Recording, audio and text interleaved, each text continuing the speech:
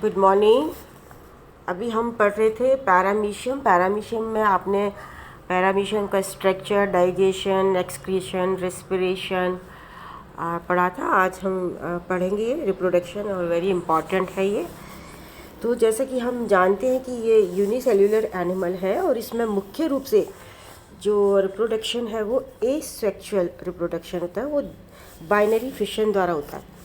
मुख्य क्रिया जो है वो कॉन्जुगेशन के द्वारा होती है। सबसे पहले हम लेते हैं बाइनरी फिशन। जब अनुकूल परिस्थितियाँ होती हैं उस समय जो पैरामीशियम है वो काफ़ी सारा भोजन ग्रहण करके आकार में बढ़ जाते हैं। उस समय यह फिशन होता है और ये अनुप्रस्थ यानी कि ट्रांसफ़र रूप से होता है।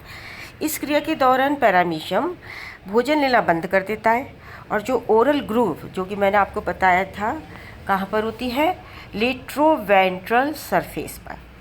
तो ओरल ग्रूव तथा ओरल कैविटी की अन्य जो स्ट्रक्चर्स हैं वो गायब हो जाती हैं। माइक्रोन्यूक्लियस माइटोसिस द्वारा विभाजित होकर दो डॉटर न्यूक्लियस का निर्माण करता है और दोनों न्यूक्लियस पैरामीशियम के अपोजिट ध्रुवों पर चले जाते हैं। इसी बीच मेगा न्यूक्लियस लंबाई में बढ़कर मध्य से कॉन्ट्रैक्ट होकर असूत्री विभाजन एमाइटोटिक डिवीज़न द्वारा दो में बट जाता है।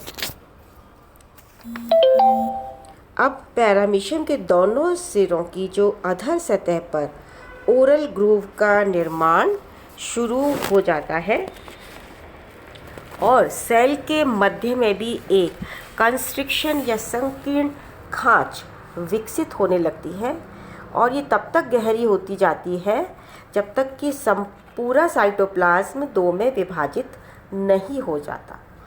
इस प्रकार एक पेरेंट से दो डॉटर सेल्स बनकर तैयार हो जाती हैं।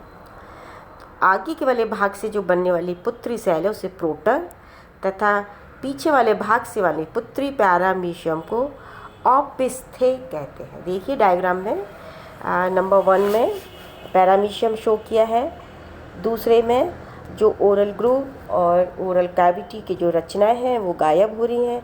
नंबर 3 में दोनों न्यूक्लियस डिवाइड हो रहे हैं।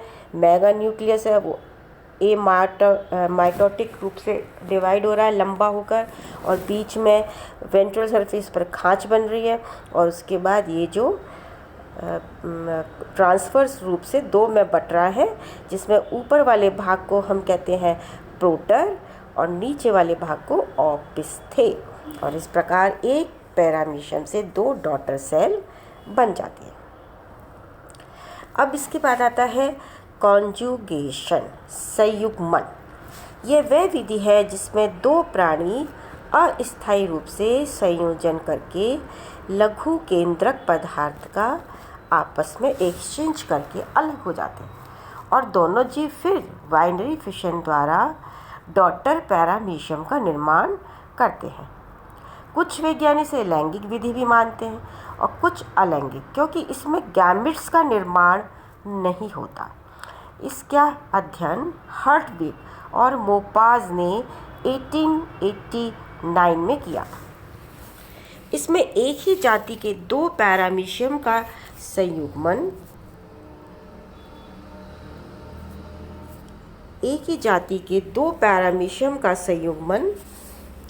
इस तरह होता है कि दोनों की अधर सतह एक दूसरे के सामने आ जाती है और दोनों ओरल ग्रूव्स परस्पर जुड़ जाते हैं। प्राणी भोजन लेना बंद कर देता है, ओरल ग्रूव व ओरल संरचनाएं गायब हो जाती हैं और उस स्थान की पालिकल भी विघटित यानी कि टूट जाती है। दोनों के मध्य एक प्रोटोप्लाज्मिक ब्रिज बन जाता है और इन दोनों प्राणियों को कॉन्जुगेंट्स या संयुग्मी कहते हैं। और प्रत्येक संयुग्मी का मेगा न्यूक्लियस विलुप्त यानी कि गायब हो जाता है। प्रत्येक संयुग्मी का लघु केंद्रक पहले आकार में बड़ा हो जाता है, उसके बाद दो बार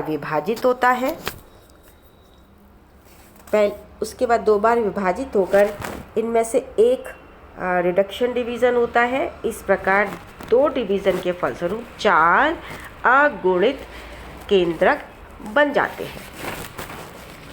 ये देखिए, ये